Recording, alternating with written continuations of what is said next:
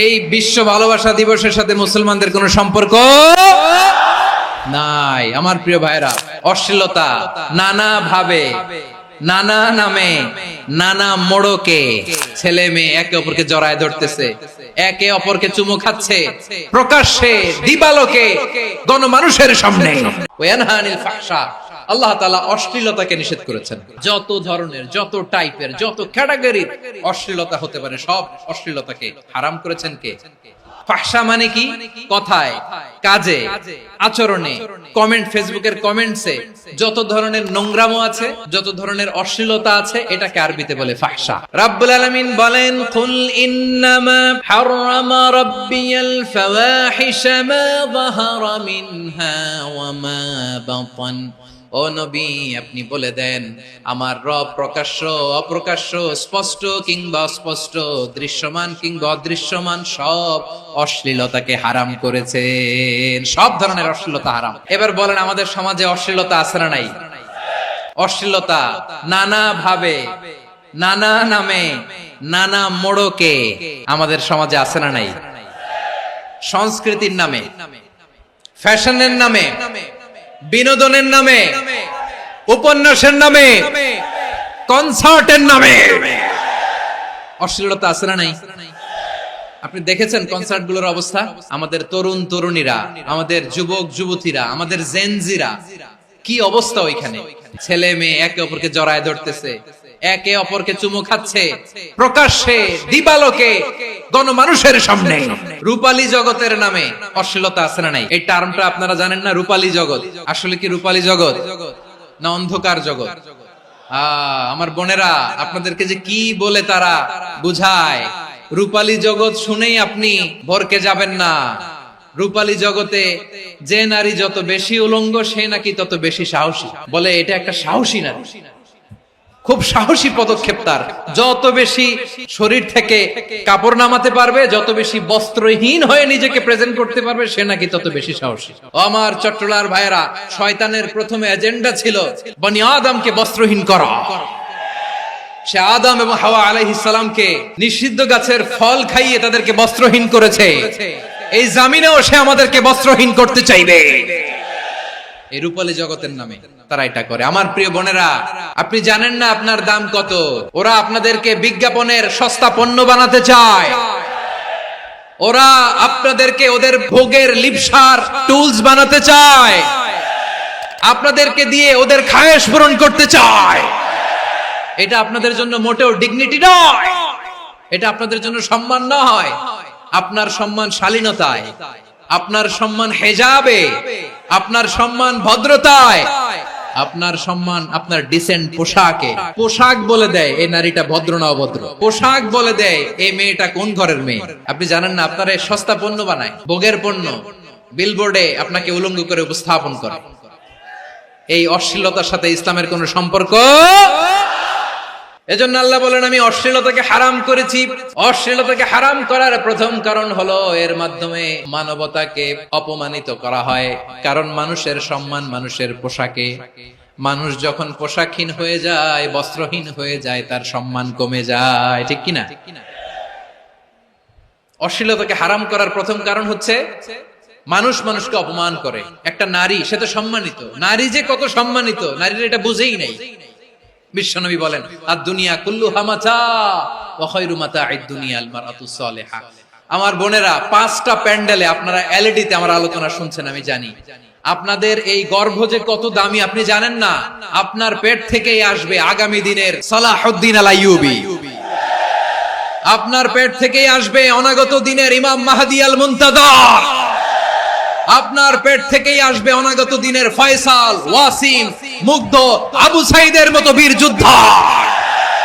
আমার প্রিয় বোনেরা, আমার প্রিয় বোনেরা, বিশ্বনবীর কথার ওজন খেয়াল করেন। আদ-দুনিয়া কুল্লুহা মাতা ওয়া খায়রু মাতা'আদ দুনিয়া আল মারআতু সালিহা। দুনিয়ার সবকিছুই অ্যাসেট, এর মধ্যে সবচেয়ে দামি অ্যাসেট নেককার নারী। আপনার গর্ভ যে কত দামি আপনি জানেন না। নিজের সময়টাকে কাজে লাগান, কোরআন পড়েন, সুন্নাহ পড়েন। আপনার অনেক দায়িত্ব ঘরে। You are the MD of your family. একটা family it's a very big institution. পরিবার একটা অনেক বড় প্রতিষ্ঠান। And you are the MD of your institution. আপনি এই পরিবারের MD, managing director of your family. এখানে আপনার কত দায়িত্ব। আপনি ছেলেমেয়েদেরকে তারবিয়া করবেন, আপনি আপনার স্বামীর জন্য ঘরটারে জান্নাতের নীর বানাবেন, আপনার জন্য জান্নাতের ডুপ্লেক্স বাড়ি ওইখানে তৈরি করে রাখবে কে? আপনি যে কত দামি আপনি জানেন না। নারীদেরকে আল্লাহ বানিয়েছেন উচ্চতর করে, নিম্নতর নয়। নারীদেরকে ছোট্ট জিনিস দিলে এটার বড় করে দেয়। নারীদেরকে ভ্রূণ দিলে, শুক্রাণু দিলে নারী এটারে বাচ্চা হিসেবে উপহার দেয়, ঠিক কিনা? বিয়ের মাধ্যমে স্বামী যখন তার শুক্রাণু তার স্ত্রীকে উপহার দেয়, স্ত্রী রিটার্নে কি উপহার দেয়? ফুল ফর্ম বেবি, মানব সন্তান। আপনি যদি নারীকে বাজার এনে দেন, নারী এটাকে সুস্বাদু খাবারে রূপান্তর করে দেয়। আপনি তাকে একটা মুচকি হাসি দিয়ে দেন, সে তার কলিজা দিয়ে দেয়। কিন্তু যদি আপনি তার মনে কষ্ট দেন, সে আপনার জীবনকে জাহান্নাম বানায়া দেয়। নারীর মন বুঝতে পারলে নেয়ামত, বুঝতে না পারলে কিয়ামত। আপনাদেরকে যেন ভোগের সস্তা পণ্য বানাতে না পারে, আপনাদেরকে সচেতন থাকতে হবে। তাহলে কেন আল্লাহ তাআলা এই ফাহশা অশ্লীলতাকে হারাম করলেন? 1 নাম্বার, এতে হিউম্যান ডিগনিটি কমে। 2 নাম্বার, এতে মানুষের অধিকার নষ্ট হয়। আপনি বিয়ে করেছেন, এরে পরকিয়া করেন, ওর সাথে এরকম আছে না নাই? স্ত্রীর অধিকার নষ্ট করেছেন। আপনি বিবাহ সম্পর্কে আবদ্ধ হয়েছেন তার সাথে, আপনি পরকিয়া করেন ওই ছেলের সাথে, আপনি আপনার হাজবেন্ডের সাথে বিট্রে করেছেন। এজন্য আল্লাহ অশ্লীলতাকে হারাম করেছেন। অশ্লীলতাকে হারাম করার আরেকটা কারণ হচ্ছে আল্লাহ তাআলা এই হিউম্যান জেনারেশনকে এটাকে প্রিজার্ভ করতে চায়। হিফজুন নাসল, এটা মাকাসিদুশ শরিয়ার অনেক গুরুত্বপূর্ণ একটা মাকাসিদ, অনেক গুরুত্বপূর্ণ। আপনার নাসল, আপনার জেনারেশনকে সংরক্ষণ করা। এই যে আসতেছে ফেব্রুয়ারি, কত ফেব্রুয়ারি জানো? এটা কি বিশ্ব ভালোবাসা দিবস? হ্যাঁ, কি দিবস?